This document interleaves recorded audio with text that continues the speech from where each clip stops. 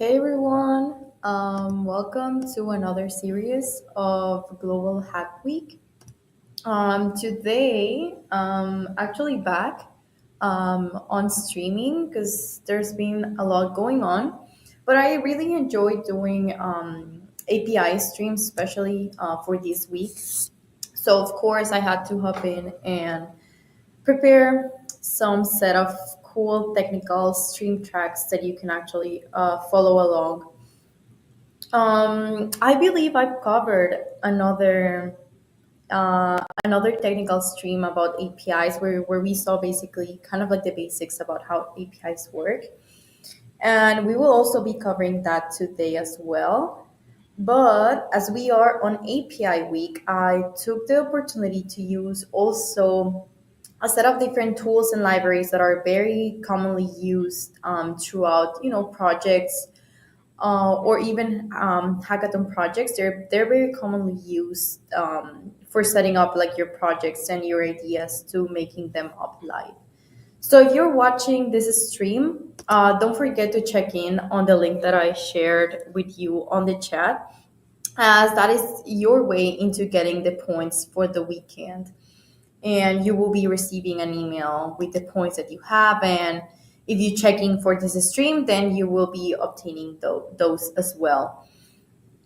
So for today, this is actually a two-part stream, and I'm sorry for announcing on the Discord that it was like 1 hour ago, but that is very weird because my time zone apparently changed, and I wasn't aware of that because I didn't had like another like any other meetings that were like on different time zones.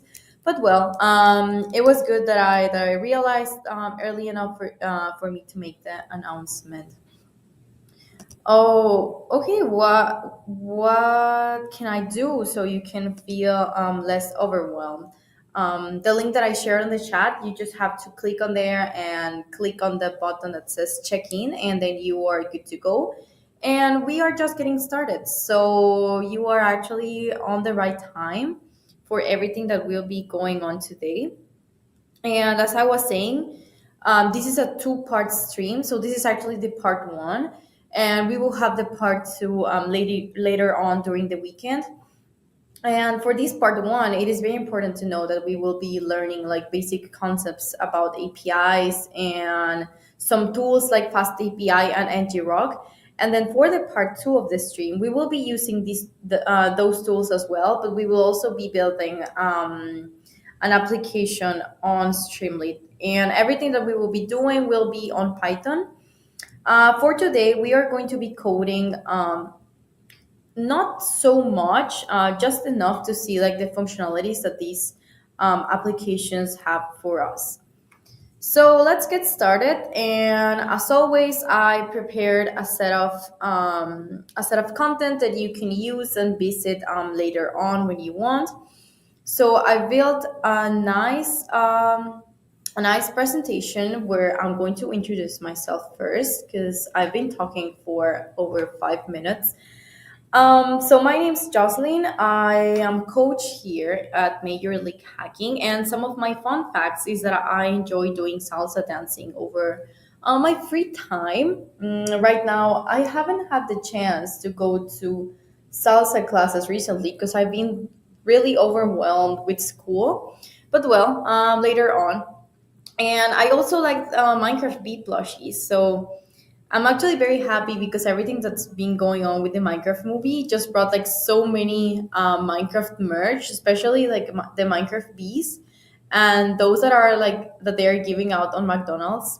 I really want to get one of those. I haven't had the chance to earn one, but I'm pretty sure I will get one later on.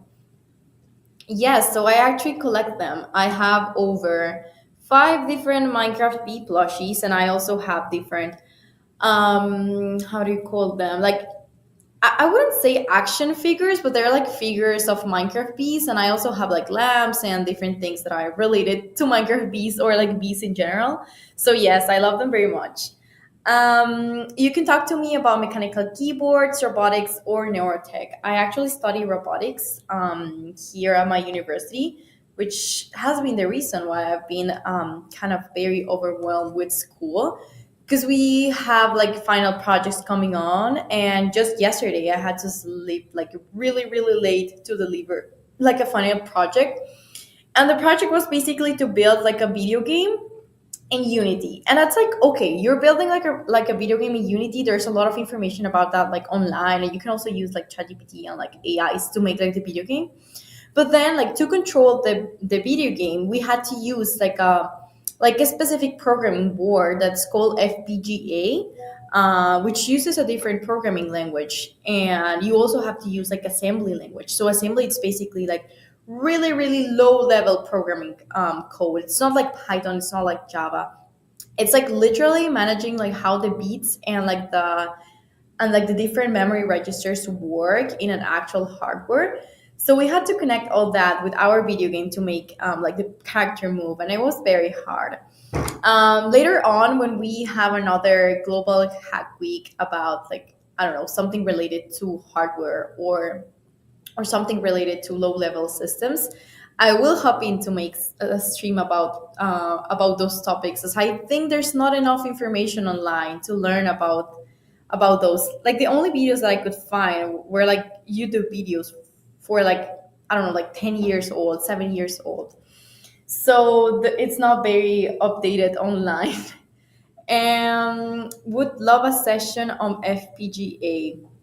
Yes, and I mean I will take advantage this on this semester or year that I actually have like the programming board, so I can like share it with you and share you how it is actually coded.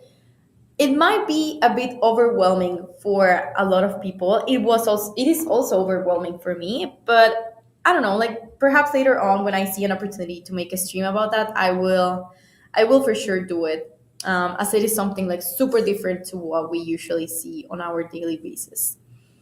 Awesome. So I already explained a little bit about how we are going to do our dynamics today.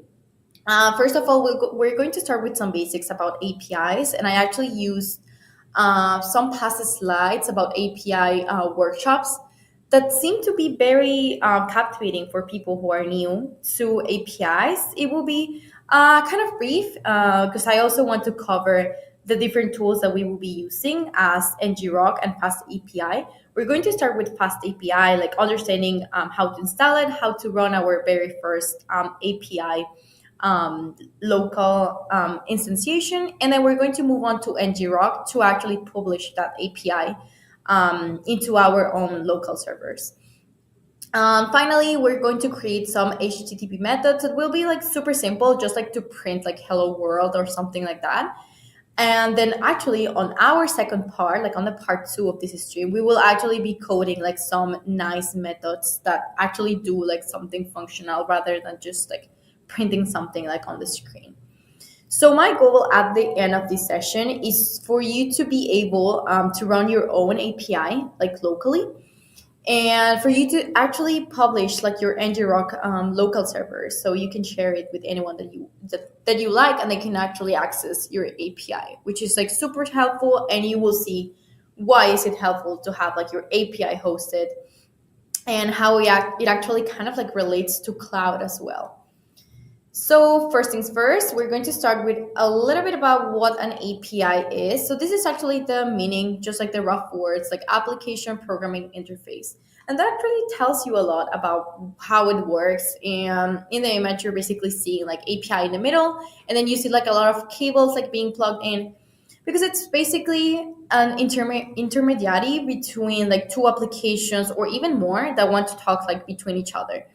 So your API will work kind of like a middle point, where you want to connect like different tunnels of information passed along the way.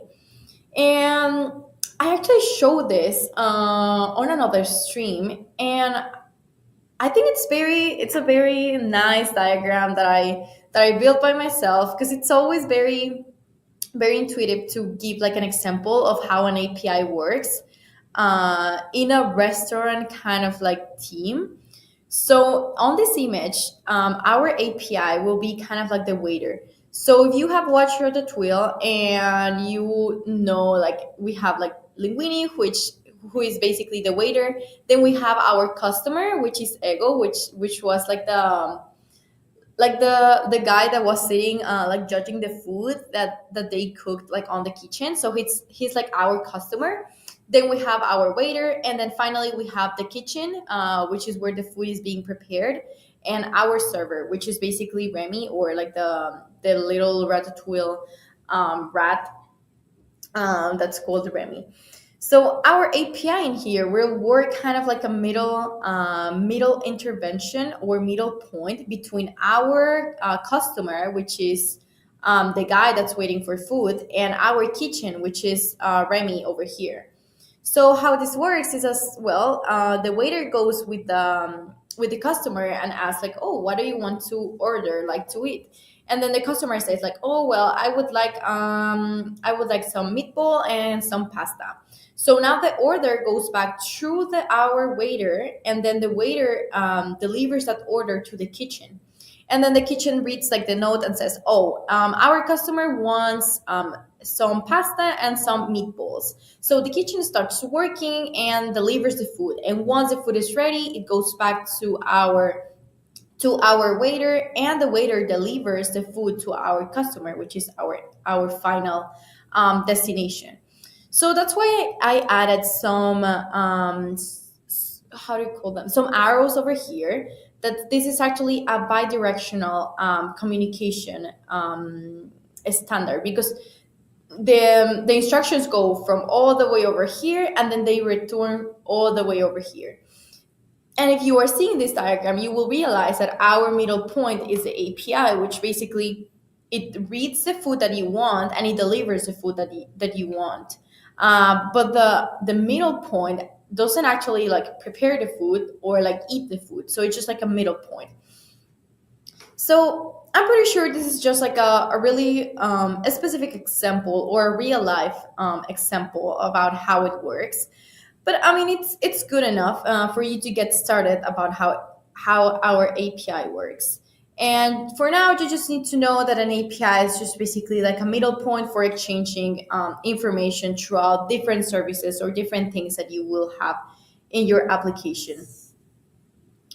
Ego, what is the full form of that? Honestly, I don't know. That's just like the name of the movie character. It's called Ego. It's just like the name of this guy over here that appears like on the Ratatouille movie. But yes, I think I placed that like all in caps, and it was supposed to be just like the name of the character. Thank you for noting that. I will correct it on the slides as well. In here we have another example that I really like this image so much because it has bees, and bees are very cool because I love them very much. And it's the name. Yes, thank you for explaining that as well. So in this nice diagram, we have kind of like these steps, a little bit more technical than the previous example, about the process that an API follows in order to return a response. So we have the step number one over here, that's our request. And it says API call is initiated by the client application via a HTTP request. So I know this is kind of like a lot in one sentence, but if we see it on the diagram over here, we see that our client is basically the honeycomb. And then we have the bees that's saying like, hey, we need more honey. What can we do? So this is basically making a request to another bee, so that bee can like fly along into where the pollen is to gather more pollen, and then return over here once the bee has the pollen into the honeycomb. So now our request is being served. And this is actually a three-step process. So we have the request, we have the bee over here that wants honey, and then we receive through our worker bee, and that bee goes over into where the honey or the pollen is stored, gathers the information needed or like the materials needed, and then return a response into the client, which is basically our honeycomb. So over here we have like three steps with three words that are actually super helpful to understand how API communication works. So we have the request, which will be step number one. Then we have step number two, that it's basically receive our request. And then we have the final step, which is number three, with our response. So once we have like all the information or all the materials that we need, then we will move on into our response, which is the one that actually turns into the server, well, into the client, I'm sorry. And that's basically our honeycomb over here. Great. So after knowing that with a little bit more of examples, and yes, a nice example about ratatouille and then bees and honeycombs, we will go ahead and actually start with some more technical concepts. So if you search for APIs, you will see two different types of APIs. We have REST API, which is actually the more common and the one that we will be creating today. And then we have the streaming API. So as for the REST API, you will be seeing already like the direct difference. So in here, we have like that for every request, there is a response. So everything that I ask my API, I will fetch a response. So my client will automatically have like a response to the information that I requested, whether it's like a JSON array or like a file or even like an error message. I will be getting a response whatsoever. And then for the streaming API, it works a little bit different because you can basically do our request, but we can have like different events going on and returning to our client. And this can only happen once the connection is open between the client and our API. So right now we will be focusing more on what a REST API is, which is actually the most common and the one that you will be seeing throughout, a lot of different APIs or resources like on the internet. And a lot of people that build APIs, they don't actually say like, oh, this is a REST API. It's more like kind of implicit that once you see like the documentation for that API, you know that it's REST API because you have like a request and a response, and it's also the most common one. But now you actually know that there are two types. I have never used the streaming API, so yes, I haven't even encountered that as well. And we have here kind of like the specific differences between each one. So as I mentioned on the REST API, the connection is closed after the response is received. So you basically request and response, and there's nothing like in the middle or in the in between. And for the streaming API, the connection is not closed until you actually say like, oh, I want to close the connection on my server. And this is actually, this the streaming API is useful for like very specific use cases where you want to keep receiving incoming data and you don't want to close it until like you receive everything. But it's very specific, and for the REST API, it's actually more flexible, and you can use it for many different types of applications. It's not very specific. There are tons of use cases, and I'm telling you, this is the one that you actually see when you use a external tool from I don't know, from someone else. But these are just the key differences, so you don't leave this stream without knowing what a streaming API is and whether they exist. So yes, I like the visuals. Thank you. I actually put a lot of effort on all of the content that I present because I know that sometimes it can be very hard joining a stream and like not knowing, not even like what an API is. So don't worry, I always get that, and I will always do like a brief intro at the beginning of everything that we do, so it can be like super beginner friendly as well. Okay, so now getting a little bit more into the concepts about what REST API is. Now we actually know how it works and like how it is basically a two-way thing where you request something and you get a response.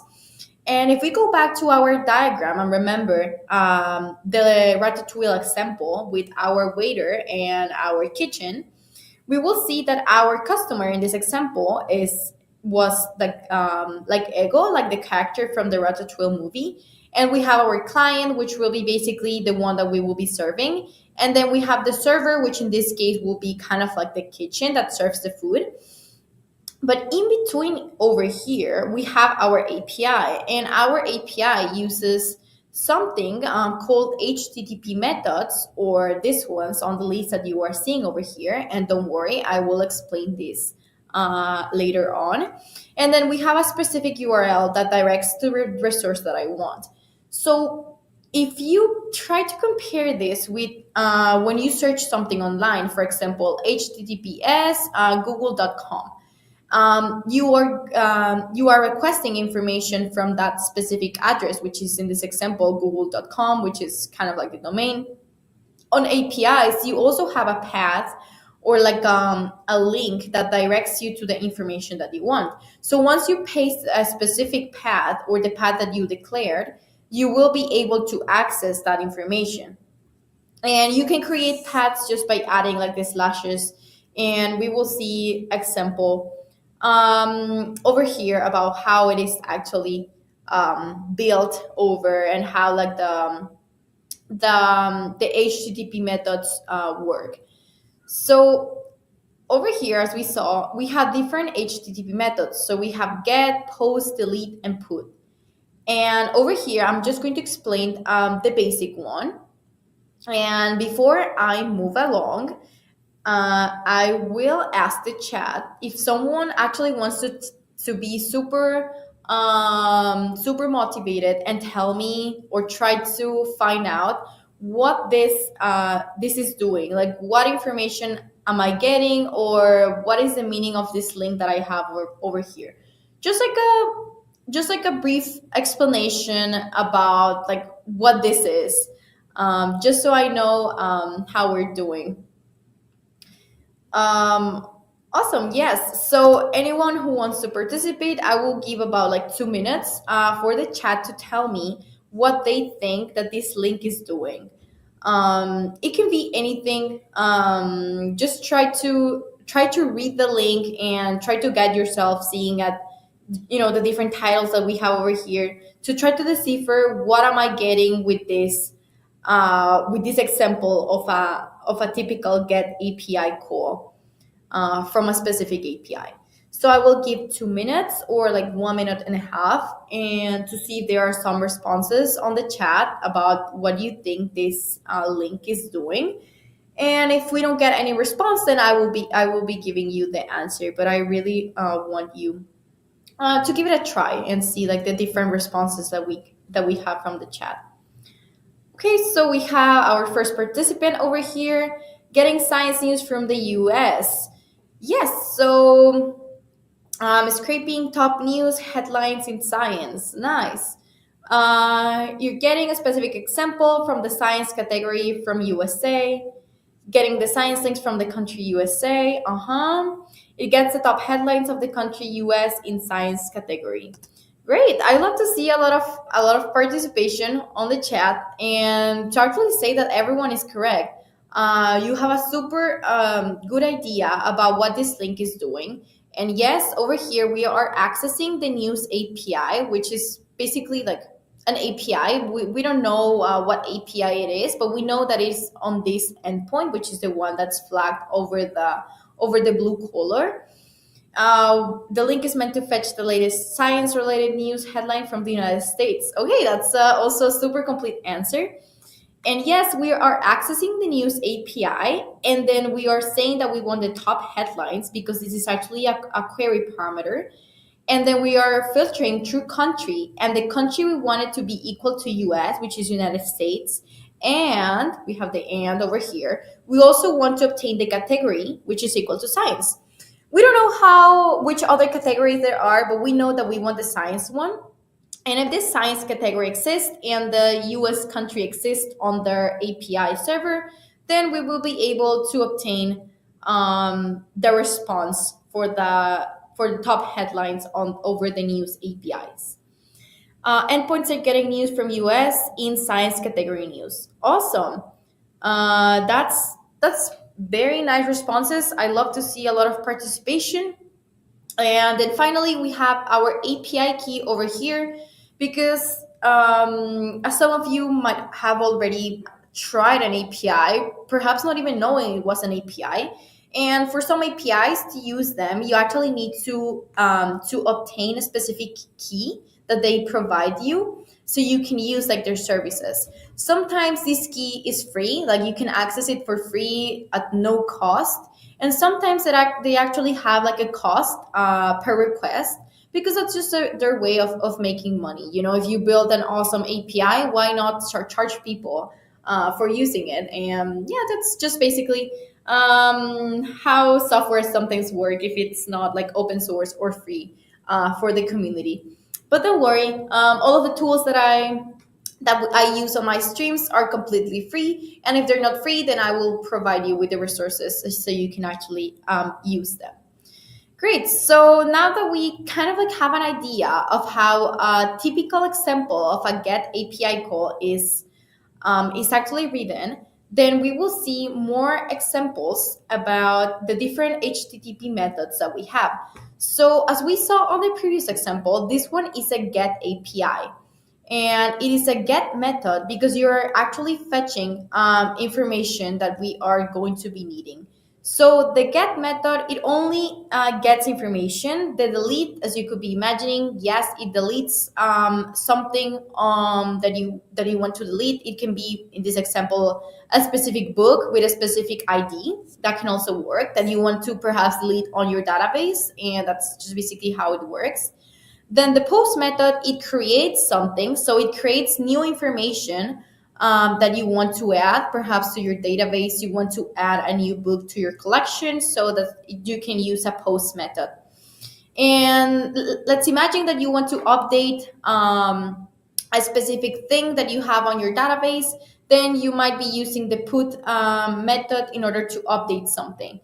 And that's just basically the most common ones. There are some other more, but these are the ones that you will be basically needing for everything. These LLM models that give us their API keys, are they fast or streaming?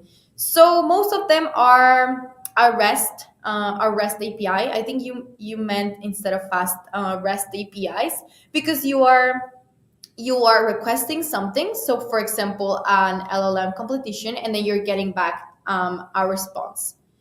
Yes, no worries. But there might be some cases on other APIs that I haven't seen. I think I haven't used one already, at least for the LLM related part, where you have to keep like the connection open, because that will not be very intuitive sometimes, just leaving like the connection open and letting them charge you for like the time that you have the connection open. That will be very, very priceful. So no, they are, at least OpenAI, it's rest. It's our first lesson. Yes. So if you were seeing on this example about books API, we are over here. We are getting like all of the books that we have in our database. But then on the other get method that we have over here, we are passing a query parameter. So this query parameter in this case is a book ID. So we only want to get a book based on their ID. So that's how you can actually fetch like a specific information that you want. And we will see like some use cases of APIs in the real world. And kind of like the most common one is, for example, for retrieving information from a database, as on this example. Like if you have a collection of books and you want to list all of the books, or you want to delete a specific book, create a new collection, create a new book title, I don't know, anything that you want to do related to managing your database. And if you want to interact with your database through an API, you can do that using these different methods that we are actually going to be trying along.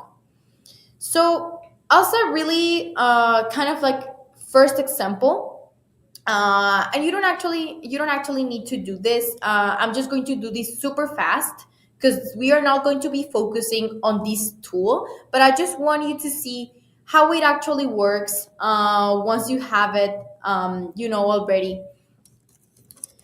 And Postman is just basically a tool where you can test your APIs. So I'm going to search for this API online, and I actually don't have it open, so I will have to do everything from scratch. And don't worry, you don't have to follow along on this because I actually have other exercises throughout our stream that I will be needing for you to follow along.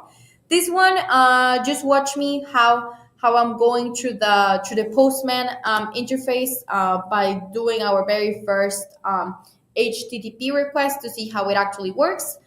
And if you want to follow along, go ahead, but don't worry, we will not be needing this exercise for our final project. Great. So then let me actually share you my screen so you can actually see what I'm going through. So let's go ahead and entire screen. And let me go over here and go through Postman. So over here, you should be able um, to see what I searched. So I have Postman over here, and first things first, I'm going to search for Postman Books API. And I think I will not need to sign in. So this is just Simple Books API, which is the one that I had on screen on my example. And let's just try the demo. For example, a status over here, and let me make my screen bigger. There we go. So I just want to see this one, for example. And well, I would just explain you super brief before I actually send this method.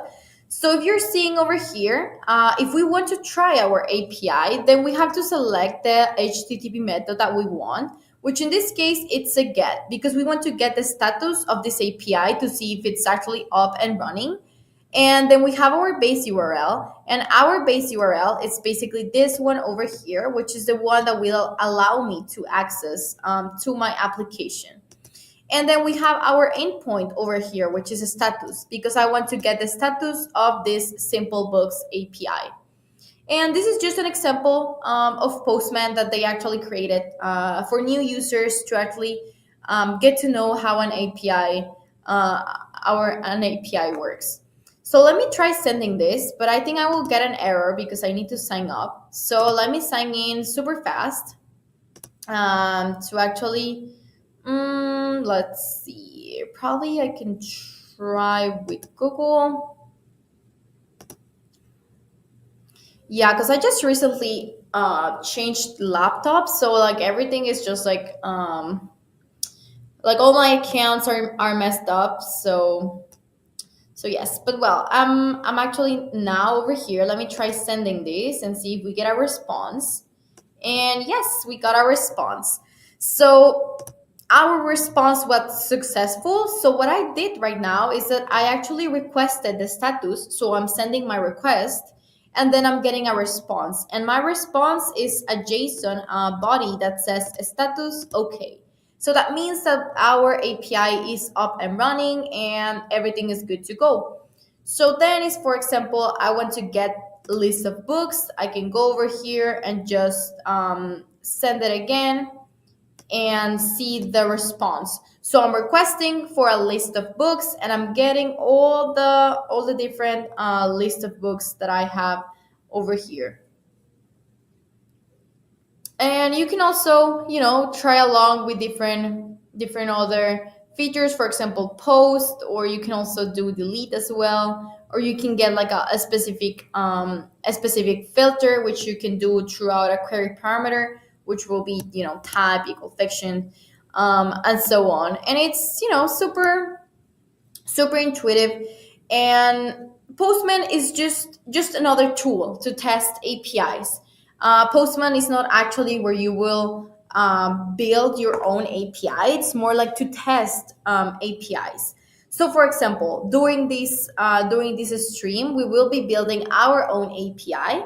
So that API, you can actually test it on Postman, and we will have an exercise later on where you will test your own API that we create on Postman, and in that one, I will actually guide you through on doing all of the process. Great. So let's go back and continue.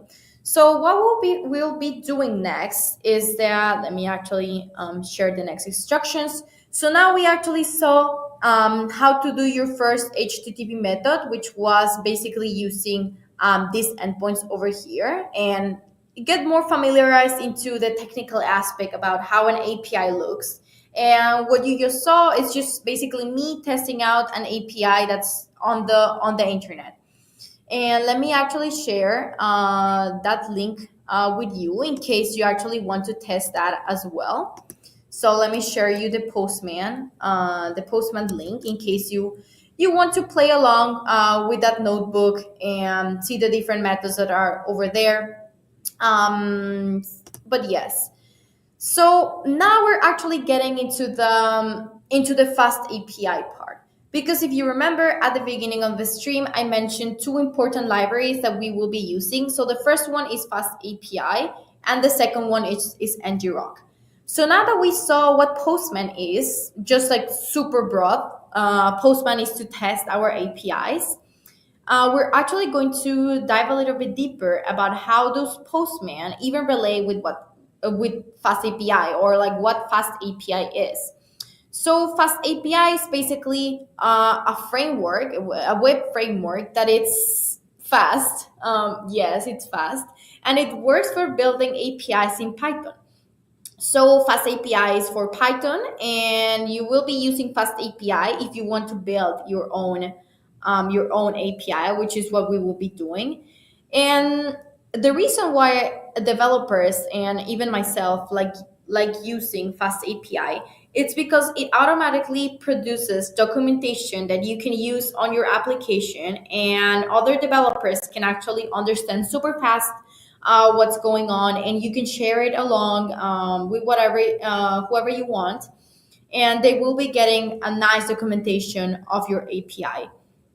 So something that always happens is that perhaps we build something, but then we are like too lazy to do like the documentation for ourselves. And for specific cases like APIs, we actually need like some documentation to know how the API works, because perhaps we don't know which parameters we want to send on our API, or what information we will be getting back from our API. And well, fast api is just like the standard. It's like doing it super quick and fast, and we will be doing the setup for that as well. Can we not build api in java language? So for this stream we will be using python, as it is easier for understanding, but it is also possible to do it on Java language as well. And I've also done some other APIs in Java. And it's nice. Java was actually the first language that I learned when I was like 11, I think. So it gives me a lot of good memories. And now actually in my job, I use Java like for the first time in something like,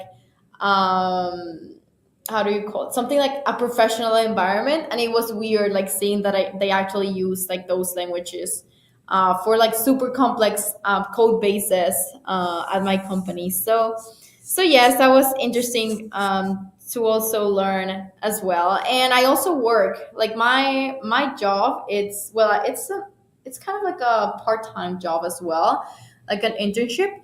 And I basically develop like and test APIs. So I was like on the testing team where I had to test and different test cases for different APIs, and I used Postman to test those. And now I got moved into the development team, and I actually got to develop like the different APIs that they use. But I'm just interning there, so I just get like super low priority tasks like inside a team, because being like on the development team, it everything just moves on like super fast, and it's like everything is like super high priority. So yes, it's a super big difference being moved like from the testing team into like the development team, because things actually go like super fast. So it's a bit more intense, and there's like more work to do. Yeah, it's also It's intense, but yes, I like it. It's fun using Java as well. Okay, well, so after learning a little bit about what FastAPI is, we're going to start running our first API app. But before opening any VS Code app or any terminal, we're actually going to go through the FastAPI documentation so you can actually see how this works. Just give me a second until I prepare this content for you as well. So let's go ahead and remove these, and I'm going to go over into the fast API documentation. Let's go. So over here, I open a new browser tab, and I'm going to search over fast API to see what it actually is. So fast API, we have it over here. And it's saying fast API, high performance, easy to learn, fast to code, ready for production. That's a really nice headline. It actually represents everything that's doing. To build API will help me to build projects to be selected for internship. So APIs is basically kind of like something that at least every developer has to do once, not even once, like a lot of times through their development cycle, because these are just tools that are like up in the internet and you have to fetch them or you have to use them in order to interact with like the resources. So it will be super helpful if you have in your resume like that you have API knowledge, because then your employer will actually know that, oh, like this person knows how to use like APIs. So that's nice. And on the job descriptions, they usually if they're looking for someone to develop APIs or to test APIs, they will specifically put on their under their headline job description that, oh, we're looking for someone to develop like REST APIs, to test REST APIs, that knows about HTTP methods, that knows about, I don't know, Postman, FastAPI, whatever tool they need. And well, FastAPI is just a tool to develop APIs, but there are definitely more tools that you can also use as well. So yes, it's a tool. That's completely right. Can we only use Python to run the API, or we can other languages too? So for this stream, we will be using Python, but there you can do it in other different languages. So FastAPI, as we have over here as default, it works on different versions of Python. But in case that you want to build an API on a different language, then you will need to find the equivalent for that as well. So we have the documentations over here. This is super nice. FastAPI is a really cool. It's a really cool tool that you can use in Python. For example, learn. Where's like the install instructions tutorial? Let's see. Yeah, this is just basically kind of like a tutorial of how to get started. And this is an example. Run the code, fast API, dev main, and you can actually follow along. And yes, the first thing that we need to do, of course, it's install fast API, and then you can actually start running this as well. Great. So instead of following on over here, we're going to directly start working on our first HTTP method on FastAPI. So for that, let me share with you this code over here. So first, we're going to explain these a little bit briefly before actually coding this. So over here, we're going to be using the FastAPI library that we're going to install with the commands that I shared earlier, and I will also share them on the chat so you can just like copy paste them. Then we are going to create a FastAPI application with app equals FastAPI. And then we're going to define our first endpoint, which in this case will be an HTTP GET method. And we're going to return a hello world or hello FastAPI or whatever you want to print over there. And after that, we're going to run our API to see how it looks on our web browser. Great. So I will leave this over for a second, but don't worry, I will be doing this with you over a long. I'm just going to let me open just a new window on VS Code, so you can actually see exactly what I'm doing. So let me share my VS Code tab as well. Where is it? Stop screen. Yeah, this is actually more challenging because I only have like my computer right now because I had to go super promptly to my university campus because I had to try. There was an emergency with my robotics team or like the robot that we are going to a competition, so I had to come like super fast over here, and I didn't brought my monitor or at least another display to do the stream. So I'm just doing everything on one screen, and I'm like looking everywhere to see like the chat at the same time to answer like all of your questions and also doing like the code. But don't worry. This is nice.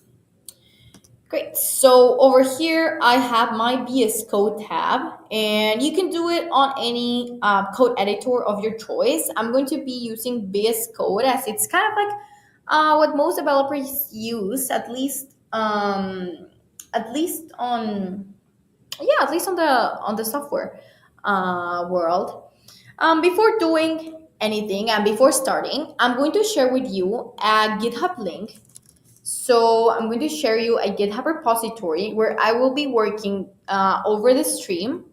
So in case you want to have the same code that I have, I will share you where I will be posting this code. So let me actually show you how that will work. Let me share with you that link on the chat as well. So on that link that I shared on the chat, you will be able to access my code and to see the code that I'm just doing on screen. So in case you didn't have the chance to type it or like to have it over there, don't worry, I will be publishing in there as well. And on that link, you will also find the slides for the presentation that I'm sharing on screen and all of the materials needed for our stream workshops for these technical streams as well. You can clone the repository or you can fork it or you can just access it there. I will be doing commits regularly, so you can actually have it there. So I'm going to clone my own repository. There's no need for you to do this. I'm just doing this so I can actually publish it to you on the stream. And if you enter that link, you will see that there's nothing right now. There's just like the README and like the git ignore and like the licenses. But I will be creating a new file that you will be seeing later on. So let me just make my screen bigger so you can also see the code. Yeah, let me reduce this. Oh, I cannot reduce it. Okay, well, then a little bit less. I think like that, it's like super acceptable. Great. So I will create a new file that it's going to call main.py, which will be basically it will be basically our Python file where we are going to be building our API. So if we go back over here and we see the code that we have to first import FastAPI, then we have to create our app, and then we just have to do our declaration of the method that we have. So let's go ahead and import FastAPI. So before doing that, we actually have to install it. So let me just find I'm sorry. So let me just open a new terminal and start running FastAPI. I have a question over here. My machine can't run ngrok every time I run a com error. Is there any alternative methods? So once we get to the ngrok part, I will go through all the installation process, and you can follow along as well and see if that resolves your error. And in case it doesn't resolve your error, then you can share the error that you're getting with me on the chat, and we can try to solve it together along. Great. So to install FastAPI, let's go over to see, and I'm going to share with you. The commands that you need to run, which are this. So pip install FastAPI, and then you will have to do pip install uvcorn. And then the command to run the application will be uvcorn main app, and then reload. Great. So we have to run the first two on our terminal. So let's go ahead and do that. So the first one will be pip. Oh, this is what? Let me just create a new one. I actually don't like Windows terminal. If you remember, I used to do all my streams on a Mac, and now I'm on Windows. I usually prefer whether it's Linux or Mac, but Windows terminal, I don't like that. It's very, it's not good. Well, first FastAPI. PIP install FastAPI, and let's see that FastAPI it's ready. I'm actually installing this by the first time, and then pip install uvcorn. There we go. So we have our first two methods that we need to run, and then after that, let's see if this actually runs. Uvcorn main app, and then reload. Oh, what? It's not being recognized. Oh well.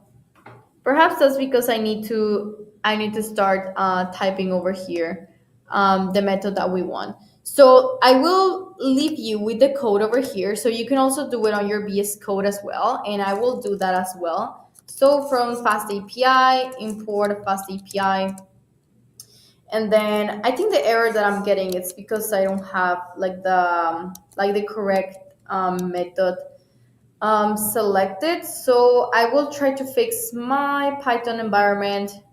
As I mentioned, this is the first time that I'm running like some code on this new computer. So it's kind of like not very, um, there's nothing like kind of like set up correctly. But please go ahead and start typing that code in your VS Code while I'll try to solve my Python environment thing. Just give me a moment so I can do that. Shift P, create environment.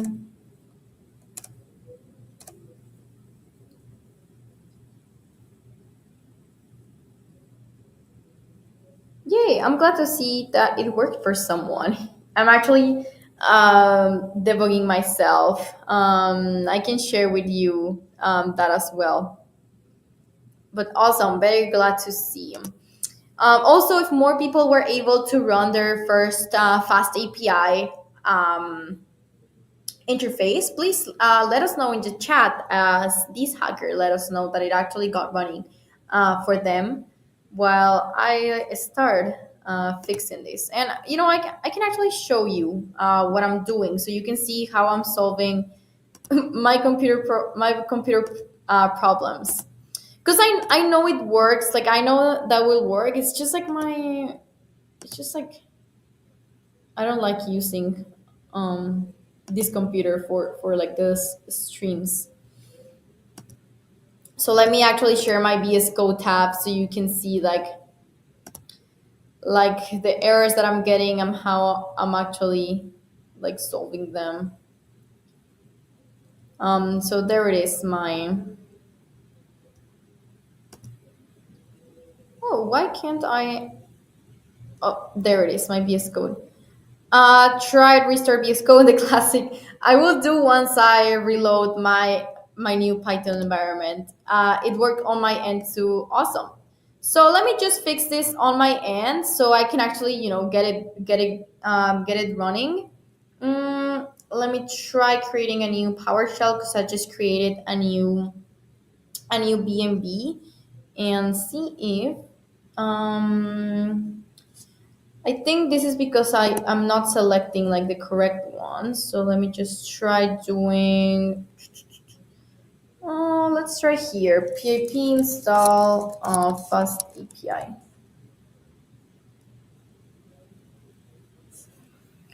It's taking a while now. If not, I'm going to try um, with the other command that was there on PIP. But I think it got kind of solved because it removed like the warning error. So that means I'm like in the correct environment. So now let me try running the application with the command that was uvicorn. So let me first install uvicorn, pip install uvicorn. Let's see. And now let me try running the app. Main app reload. There it is. So now it's working on my end as well. And yes, apparently I didn't have a virtual environment selected, so it was not detecting like the dependencies that I just installed. But it's working now. And as the other hackers that made it work on their own computers, you will be seeing this link over here that is just basically where your API is currently hosted. It works when I do Python 3 and Uvicore main app reload because I haven't added the path yet. Okay. Yes, I believe Python 3 is for people that are on Mac systems because they actually have Mac or Linux even. But for Windows, it's Python as well. But yes, if it works, then it works. Awesome. So let me open this link on my browser, and let me actually show you that as well. Just give me a moment so I can. Oh, wait a second. There it is. So let me share with you the tab where I'm actually seeing the fast API the fast API server over here. There it is. So if you're seeing hello world, and then I can actually make this bigger. And the cool thing is that if we go over this link and then type docs, look how beautiful it is. So that's what I meant, that FastAPI gives you the documentation like for free, and like it automatically generates it. And I just have like 3 lines of code in Python, and it generated like this super nice interface that I can actually use. And this nice interface, it's called Swagger UI. So we can actually try our API here. If we click on here and then we click try it out, and then we click on execute, then we are seeing our response over here that says hello world. And once we add like more methods over here, they will start appearing on our application as well. It is showing that PIP is not recognized. That's probably because you have to install PIP first. And if you just go over into a web browser and type PIP install Python, then you will be able to see on how to start using PIP. So let me try to find a nice resource that you can actually follow. If you're using Windows, and you can follow over this one where you have to install Python over here. And if you're on Mac, then you should have no issues once you have Python installed. Um, but yes, I'm assuming this might be helpful. That's just because you have to install Python over here for installing like Python models using pip package manager. Awesome. So going back now, you actually know how it actually looks when we started talking about how it automatically generates you like the documentation. That's just basically it. Like you can add like different methods over here to see how it actually works. Awesome. So let's go back to the next things that we have to do. So right now we basically run this example on how to start building our first API using FastAPI. So I will commit the changes that I did to the repository. So created first FastAPI method. So now I updated the GitHub repository on the GitHub link in case you want to see the changes on the app as well. So let's go ahead. Great. So now that we have that, let's continue to see a nice example. So we have a question over here. Just use a virtual environment from command palette inside VS Code. It automatically activates the environment also. Oh, thanks for helping out this hacker as well. That's always very helpful. Great. So as I mentioned earlier, that I wanted to show you like some real case example of how Fast API is useful for our own applications. I am going to share with you this repository that I built, way back. I built it that for a school project. Over GitHub. So let me actually share my web browser so you can see the GitHub repository as well. Great. So let me go over into GitHub. And this is just for me to show you like example of how it works, in a real life example of Fast API. So let me go to repositories.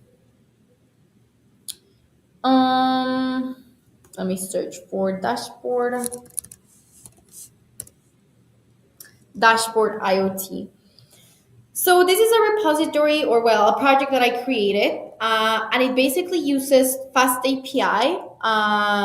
So we can create our own API in order to exchange information between different sensors that we have on an IoT house. So my team and I, we basically built a model of a house, and that model of a house had like different sensors, and those sensors were controlled using an Arduino, and then the information of those sensors was published into an SQL database, and then throughout the SQL database, we fetched that information using our own custom API that we built, and for that we used Fast API tool. So over here, if I go into the API section, we can see how we actually fetch the information. So in here, I have the different methods to get information from my database, and I'm actually executing like different SQL queries. Like for example, select from house, and then I'm getting all of the houses. Select from person, and then I'm getting like all persons. And then once we fetch that information, I wanted to publish that information through an API. So how I did that is that I create a new file called endpoints. And then over here, you are basically just seeing what we created earlier. So it's nothing more than an API endpoint. And then I'm just returning, all of the information over here. And I don't know if I should try running this because I think it's obsolete now because we were using a free version of a database that hosted our database, well, our SQL database online. And I think just like a few months ago, I received an email that it was automatically deleted because it was not used. But yes, and this interface of Fast API, then I actually use this API into my dashboard. And the dashboard is the one that I have over here on a Streamlit application. So yes, this was just an example of how you can actually use, APIs and this tool FastAPI in a live working example. And that is just an example, when you want to publish information from some sensors and you want them to display on a dashboard, then how do you do that? You need an API to connect like both ends, and in order for them to communicate to each other and actually deliver the information that you need. Great. So now going on about what is ngrok and how it actually works. So now that we built our first API endpoint using FastAPI, and then we were able to actually run it on our local machine, we are going to use ngrok so we can actually publish that API and we can test it on Postman, or share it with someone else, and then that other person will also be able to access your application. So what is ngrok and how does it actually work? So ngrok is just basically a cross-platform application that allows developers to expose their local web servers to the internet. So what does that mean? That basically means that you will have a link. In this example is localhost. And what ngrok will do is that ngrok will take that localhost link and publish it all over into the internet to provide you with a hosted link, and that link is the one that you are going to be using for your API. So if we go back to the example that we ran earlier, if you remember, to open your application, you had to click on a link that said localhost and then the port that you are connected to. So if you want to share that with someone else, if you actually want to use that with your application, which in this case will be our Streamlit AI dashboard, you won't be able to run it in other machine rather than yourself's machine, because it is local to your computer. So if you actually want to publish that API, you need to either pay for a server on AWS, or find someone who wants to host it like on the internet, or use ngrok, which is a free tool that basically publishes your API for free, so you can actually have it host and your users can actually access your API. So I know it's a lot of technical things that I'm mentioning, but don't worry, we're actually going to do this ourselves. So you will relate everything that I'm saying to an example of your own API that says "Hello World." So ngrok is a super nice tool when it comes to testing locally applications that you want to host on a server. So let's imagine that we built our AI dashboard on Streamlit and we want to publish our application.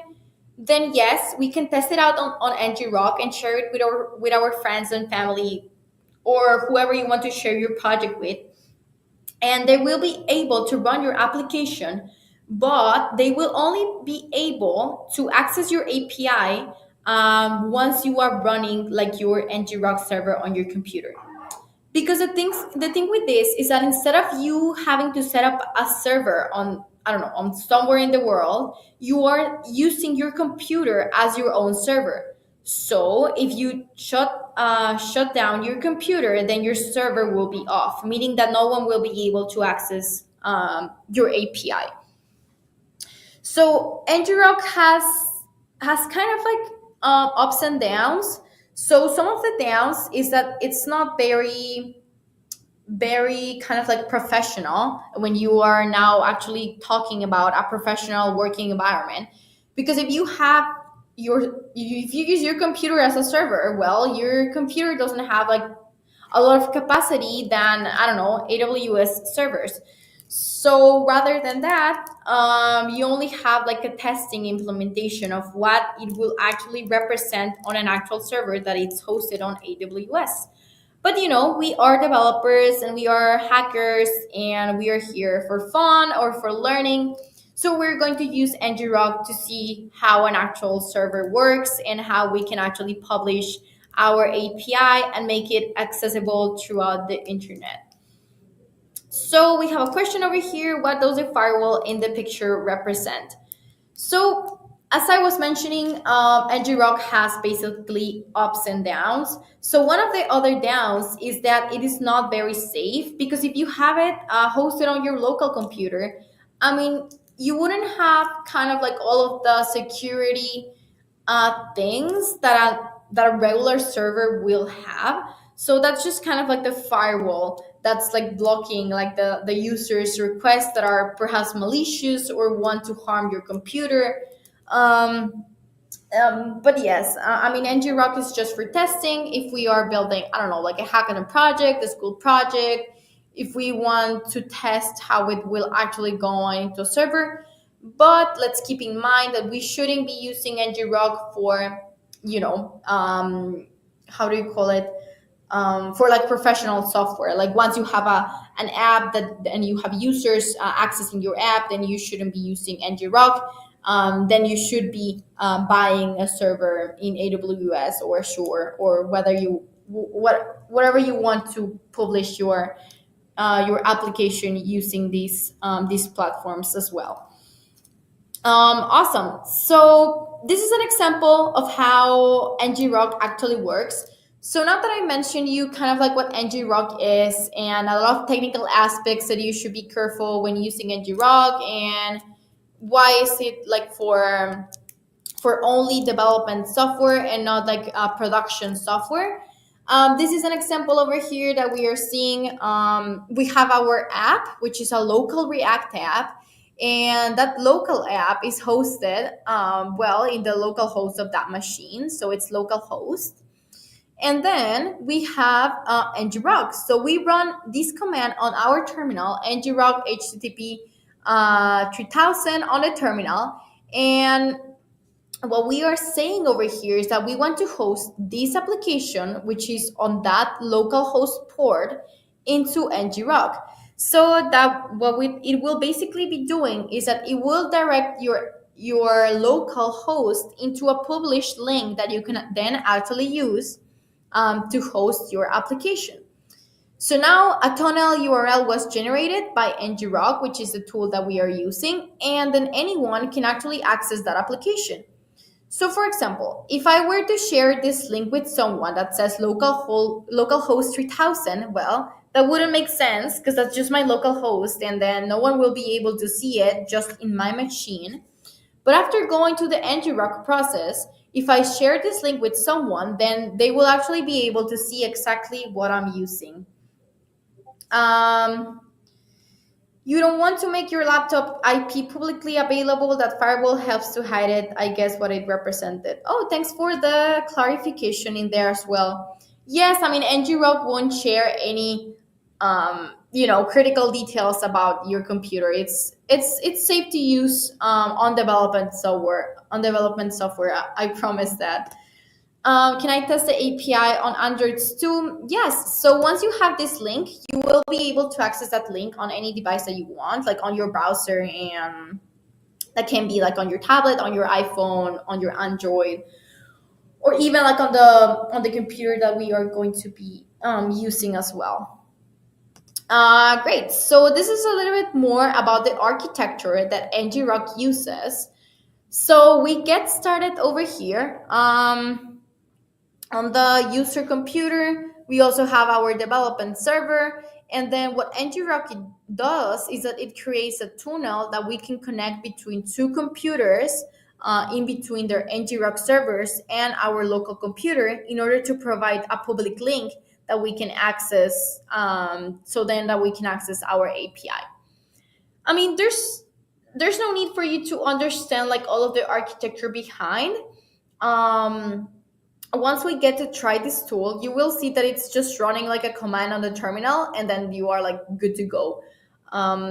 So right now we have like the step number one, which is having our local host API, which is this one. So we have our local app. Then we are going to run this command, and then we're going to get this link that you will be able to see your application. Awesome. So let's get started on running ngrok, and let me actually share this link with you as well on the chat. And I mean, I also shared this presentation on the GitHub repository that I had earlier. So you can also have that as well. So let me share the link where you can install ngrok.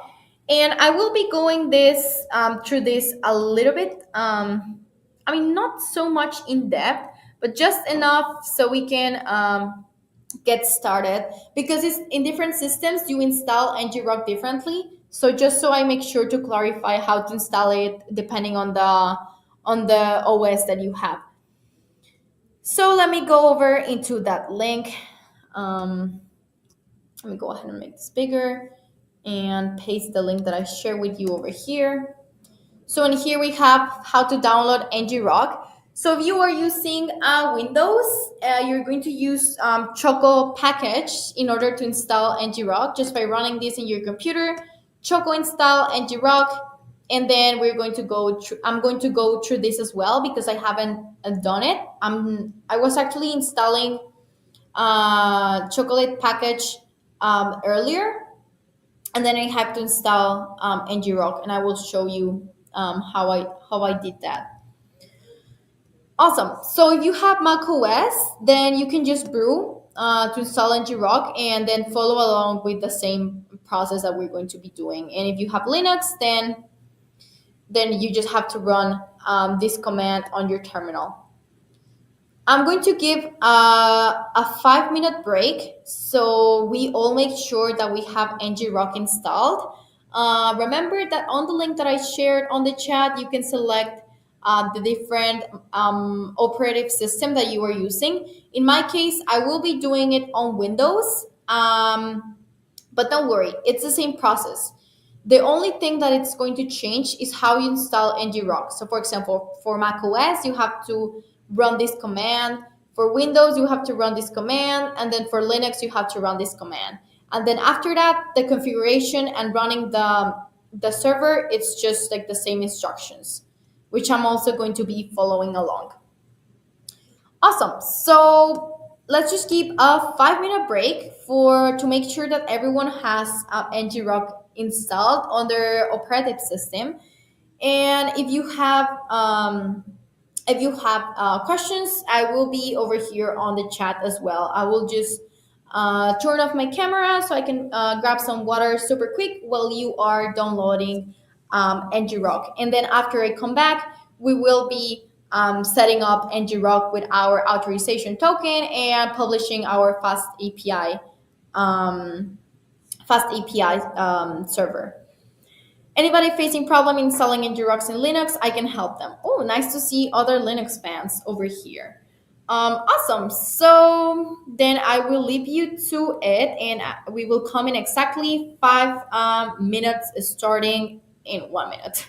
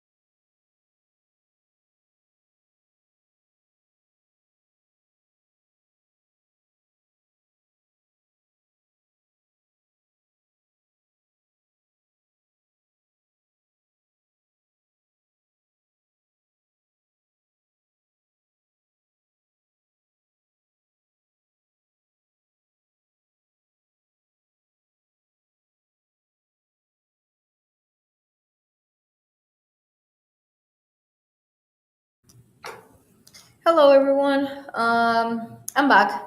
Really nice that we had a short break. So you were actually able to install ngrok on your computer. And as I mentioned, I will also be running this with you as well for the first time on my computer, as I haven't done that already. So, yes.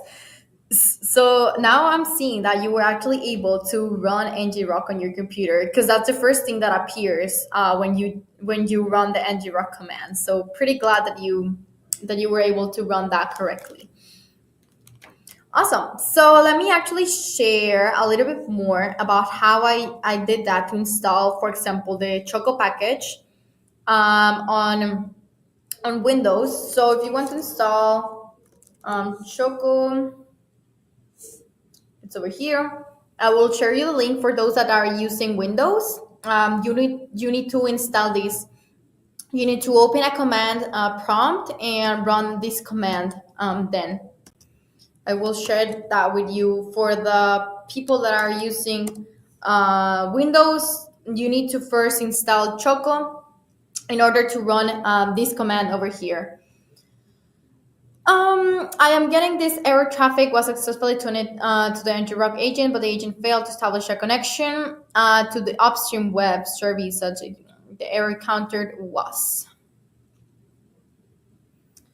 Okay, you can also share the error with us. Was your port 8080? Mine was 8000, so I just changed the port. Yes, that's exactly what you need to do. It said bad gateway on the get method. Then that's probably related to the service that you're running on that get method. Because if you're able to actually put up the ngrok server, then either you're on the incorrect port, as a hacker here mentioned, or your service is not working correctly. Awesome. So let me actually share with you my command prompt where I was actually running the things about Choco package, and then I'm going to run the authorization token as well. So let me share that as well. Mm, there it is. So over here I have my command prompt, and why can't I see it? Oh, there it is. So over here I have my command prompt where I was running the things necessary to install ngrok for the first time on a Windows system. Keep in mind that this is only for Windows.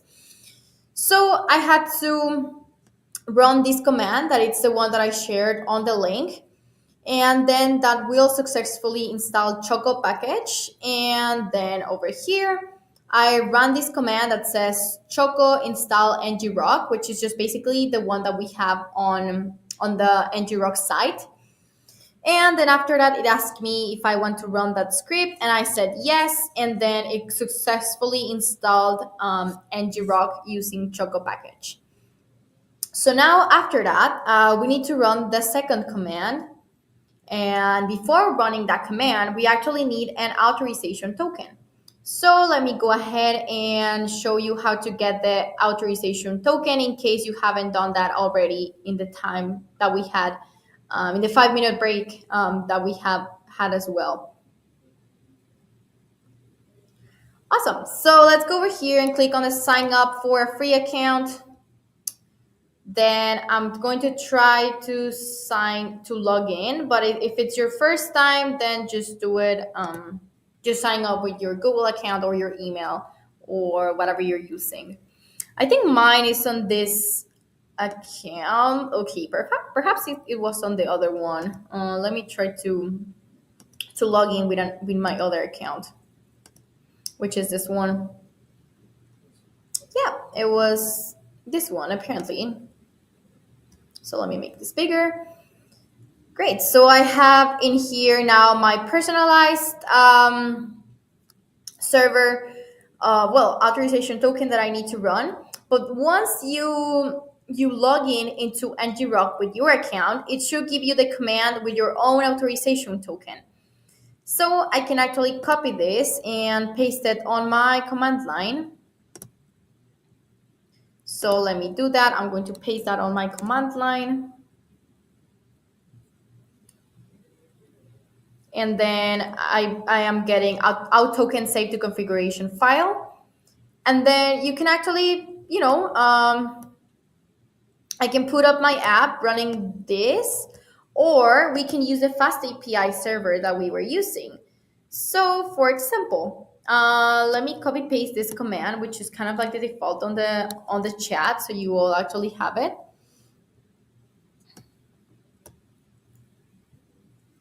It says configured ngrok to run my FastAPI. Yay! Now it's working. Thank you. My main Pi and ngrok was running on different port. Awesome. Very glad to see that it's working for everyone. Again, if you're having issues with setting up ngrok, please let me know. Again, you have to access. Let me actually share this with you as well.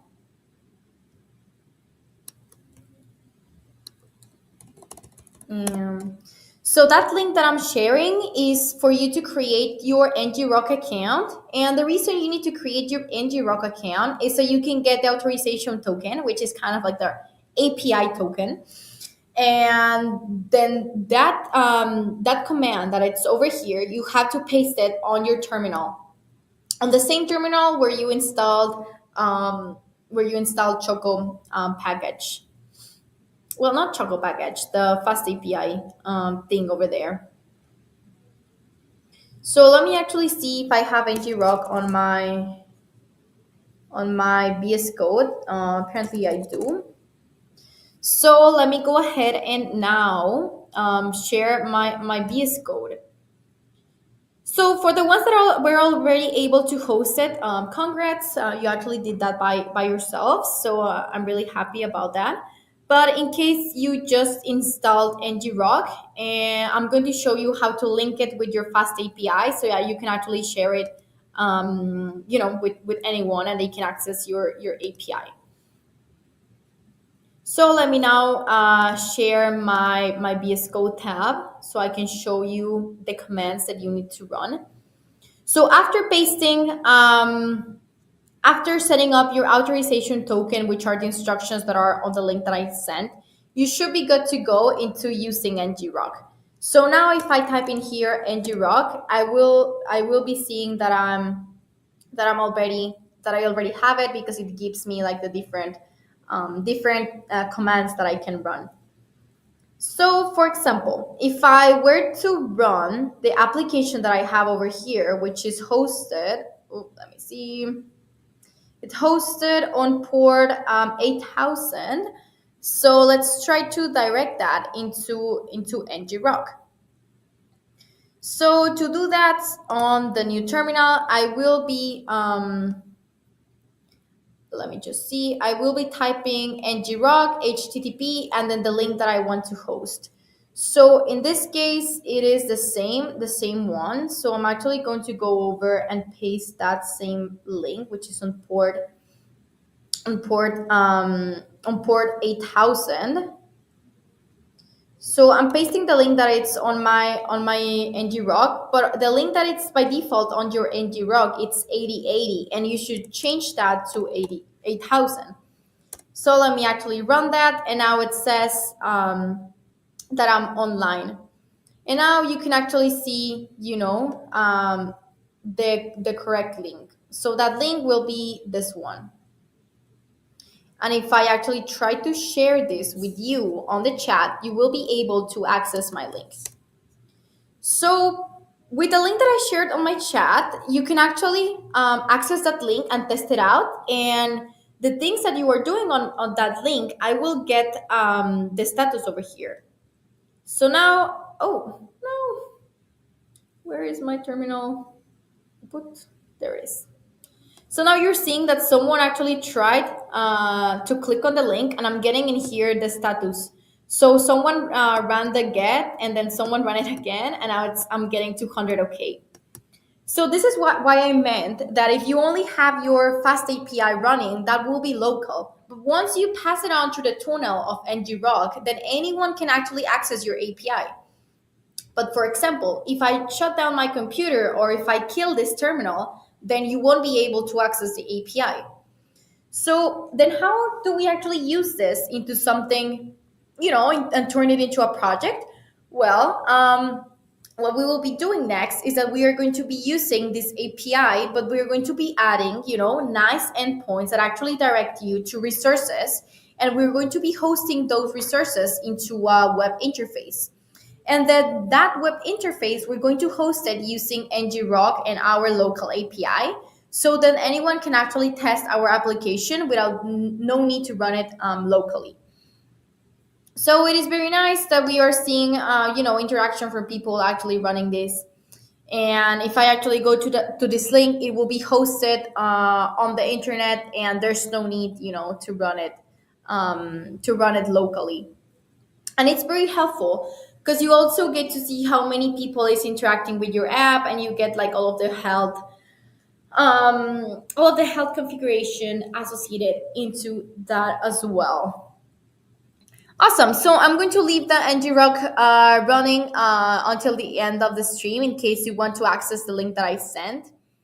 And remember that if you have any issues with setting up ngrok, please let me know in the chat, as on the next stream, we're only going to be running it like just directly, and we're not going to go through the whole process of installing it again. So for now, now that we know that we already installed ngrok, I think we are ready to wrap up. We covered everything like super fast. I think we are a very capable group. And then on the next stream, now that we have all of the tools set up, then what's going to happen next is that we're going to start learning how to use an API, which will be related to AI.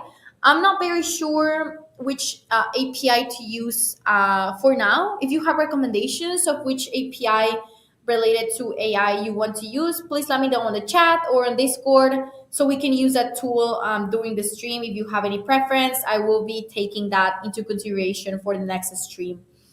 Once we have our API that we want to use, then we are going to be hosting it using ngrok. And for now, we have like the setup of the FastAPI server, but we're going to be building a web interface. So it will be kind of like like a nice web page where we can use our API, and we will be building all of the backend ourselves.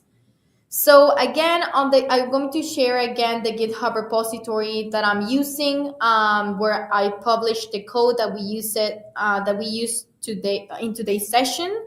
And over there, you will also be finding the slide deck for this stream, where you will be able to access. Oh my god, my throat is starting to hurt.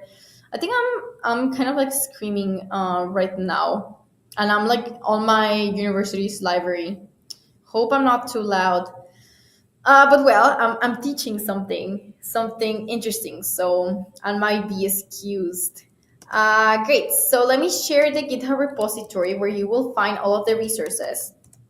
And on that GitHub repository, I will also add the link to today's recordings in case you want to see them on the YouTube channel as well.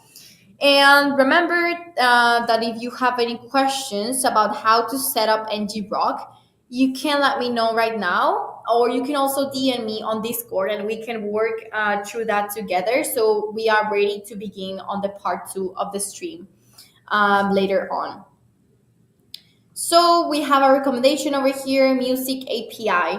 So does that one uses AI in any way? Because the theme of the stream needs to be related to AI. So we need to use an API that it's available in Python, so we can use a Streamlit. And we need it to be related to any sort of AI. It doesn't matter what it is, but it has to be related to AI. So for the next session, let me actually let you know when it's going to be. So I'm going to share with you the schedule.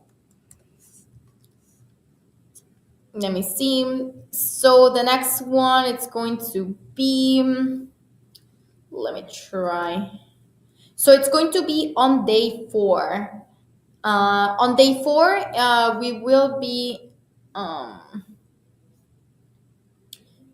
continuing with the part two of this stream as well. What is your Discord username? So I just sent it on the an announcement on the Discord, but I can also let you know because I think on my Discord I have like the Jocelyn from MLH. So let me just share directly my username over here. So it's that one. Awesome, great. So thank you for attending. We have another question. Other than the part two of these sessions, are you hosting other sessions during the weekend? Yes, I will be hosting much more. Actually, tomorrow we have a pair of streams coming up. So the first one that we will be having is basically related. Let me actually give you the specific titles for those. Give me a moment. So for day three, we are going to be having API standards and protocols, which we are going to be diving a little bit more into depth into the technical aspects. So today we basically saw kind of like a broader thing about what APIs are, but tomorrow we are going to be going into the how the network layers work and how it actually relates to API protocols. Then we will have a mini event of Wikipedia races in case you want to join, and that will be for tomorrow as well. And I mean, there's also a lot of streams coming up from other different coaches as well, in case you want to join in there as well. There's actually one that's pretty cool. It's going to be the part two for RESTful APIs, and it's going to be on day four.